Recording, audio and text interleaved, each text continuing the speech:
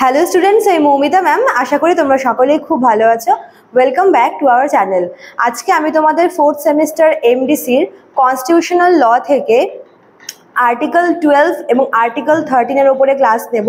দেখো, আর্টিকেল 12 আর আর্টিকেল 13 এই দুটো হচ্ছে মানে এখান থেকে বেসিক্যালি আমাদের যেটা ফান্ডামেন্টাল রাইটস কনস্টিটিউশনে দেওয়া আছে সেটা শুরু হচ্ছে, ঠিক আছে?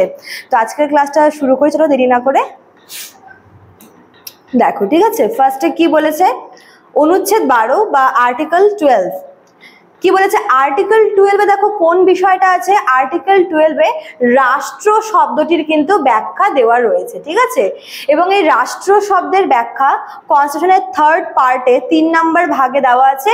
মৌলিক অধিকারের প্রসঙ্গে রাষ্ট্র শব্দটি কিন্তু ব্যবহার করা হয়েছে। তাহলে যদি বলে যে রাষ্ট্র কথাটির ব্যবহার কোন আর্টিকেলে করা হয়েছে, তাহলে বলবে আর্টিকেল 12 বা অনুচ্ছেদ 12, ঠিক আছে? অর্থাৎ অনুচ্ছেদ 12 অনুসারে রাষ্ট্র বলতে মানে রাষ্ট্রের যে সংজ্ঞা বা ডেফিনেশন সেটা বলা হয়েছে। এবার দেখো, এই রাষ্ট্র বলতে কাকে বা কাদেরকে বলা হয়েছে। রাষ্ট্র বলতে প্রথমে আমরা যাদেরকে জানবো সেটা হচ্ছে কেন্দ্রীয় সরকার এবং রাজ্য সরকার, ইউনিয়ন গভর্নমেন্ট বা সেন্ট্রাল গভর্নমেন্ট এবং স্টেট গভর্নমেন্ট, ঠিক আছে?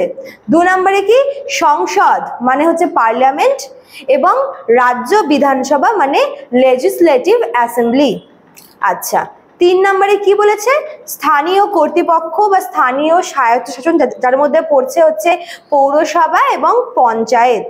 আর 4 নম্বরে কি আছে, সংবিধানের কোনো বিধান বা আইনি ক্ষমতা অনুযায়ী গঠিত এবং নিয়ন্ত্রিত অন্য যে কোনো কর্তৃপক্ষ।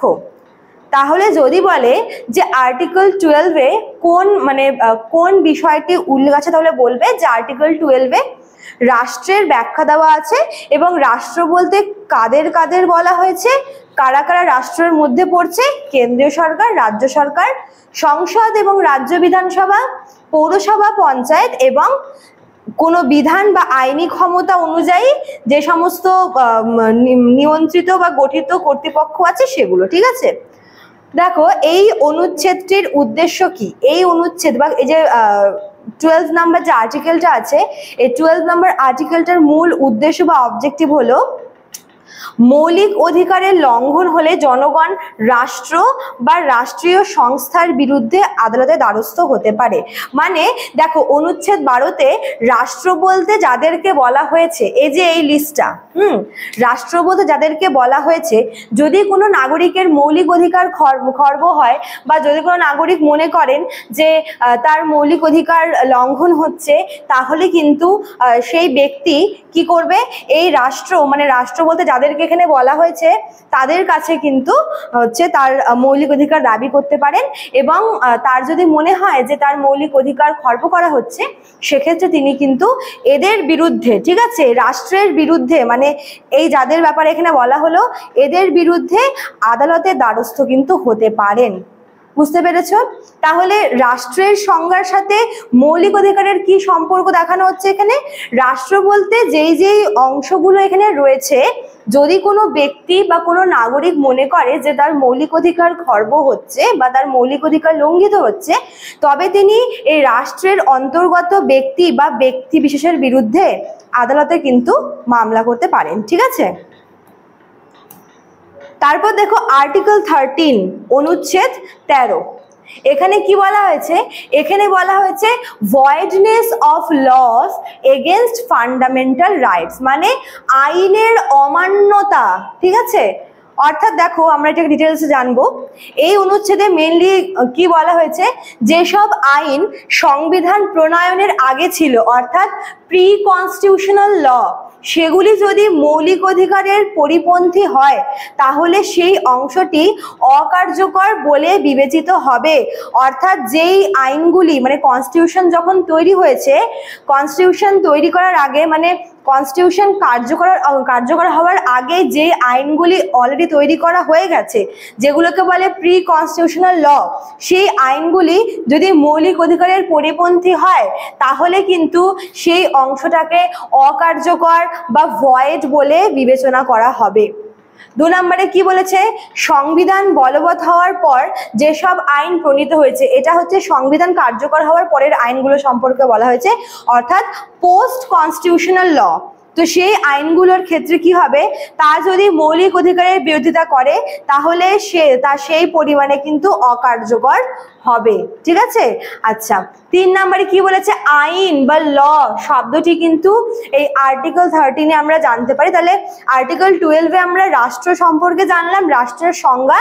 এবং যদি তোমাদের এমসিকিউতে আসতে পারে যে আইন বলতে কি বোঝানো হচ্ছে, বা ধরো যদি বললো যে হচ্ছে আইন শব্দটির বর্ণনা কোন আর্টিকেলে দেওয়া আছে, তাহলে কিন্তু তোমরা হচ্ছে এটা বলতে পারবে যে আইন শব্দটি বলতে এখানে কাদেরকে বলা হয়েছে, সংসদ মানে পার্লামেন্টকে এবং রাজ্য বিধানসভা। ঠিক আছে, সংসদ এবং রাজ্য বিধানসভা দ্বারা যে সমস্ত আইন গৃহীত হয়েছে বা যে সমস্ত হচ্ছে অধ্যাদেশ রয়েছে, যেটাকে হচ্ছে আমরা হচ্ছে অর্ডিন্যান্স বলবো, এছাড়াও হচ্ছে নিয়মাবলী বা রুলস রেগুলেশন এবং বিধিমালা, এই সমস্ত কিছু যে কোনো প্রকার আইনগত কিন্তু উপকরণ রয়েছে। ঠিক আছে, অর্থাৎ আইন বলতে আমরা কোন কোন বিষয়কে বুঝি, আইন বলতে হচ্ছে আমরা বুঝি পার্লামেন্ট এবং বিধানসভা যে সমস্ত আইন গৃহীত করে, বা শুধু আইন বলবো না, যে সমস্ত অর্ডিন্যান্স বা রুলস রেগুলেশন নিয়ে আসে, সে সমস্ত কিছুকে কিন্তু আমরা আইনের আওতায় ফেলতে পারি। তারপরে দেখো 4 নম্বরে কি বলেছে, এই অনুচ্ছেদের উদ্দেশ্য হলো আইনের মধ্যে, অর্থাৎ যাদেরকে যে জিনিসগুলোকে আমি আইনের মধ্যে ইনক্লুড করলাম, আইনের অন্তর্ভুক্ত পূর্ববর্তী আইন এবং প্রচলিত আইনও কিন্তু মানে এটা হচ্ছে উদ্দেশ্য। ঠিক আছে।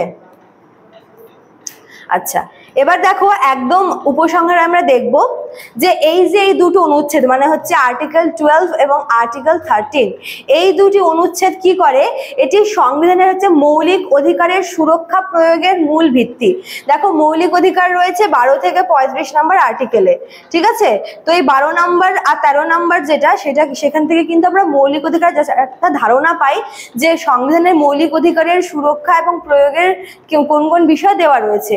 অনুচ্ছেদ 12-তে যেরকম রাষ্ট্রকে সংজ্ঞায়িত করা হয়, এবং অনুচ্ছেদ 13-তে এটা নিশ্চিত করা হয় যে রাষ্ট্র কোনোভাবেই কিন্তু নাগরিকদের মৌলিক অধিকার লঙ্ঘন করতে পারবে না, অর্থাৎ নাগরিকদের যে 6টি মৌলিক অধিকার দেওয়া হয়েছে, রাষ্ট্র কোনোভাবেই কিন্তু সেই মৌলিক অধিকারগুলি খণ্ডন করতে পারবে না। ফলে নাগরিকরা যদি বুঝেন যে তাদের মৌলিক অধিকার লঙ্ঘন হচ্ছে, তারা কিন্তু সেই রাষ্ট্রের বিরুদ্ধে আদালতের দ্বারস্থ হতে পারেন বা আদালতের কাছে সাহায্য চাইতে পারেন। ঠিক আছে, তো এই ছিল তোমাদের আজকের ক্লাসটা আর্টিকেল 12 আর আর্টিকেল 13-এর উপরে এমডিসি থেকে। দেখো একদম শেষে তোমরা দুটো নাম্বার দেখতে পাবে, এই দুটো নাম্বার আমাদের সেন্টারের হেল্পলাইন নাম্বার, যারা আমাদের কাছে অনলাইনে পড়তে চাইছো যে কোনো নাম্বারে আমাদের সঙ্গে যোগাযোগ করতে পারো। ঠিক আছে, এছাড়াও তোমরা নাম্বার দুটি কিন্তু ভিডিও ডেসক্রিপশন বক্সে পেয়ে যাবে। চলো আজকে এতটুকুই থাকলো, দেখা হচ্ছে নেক্সট ক্লাসে। Thank you.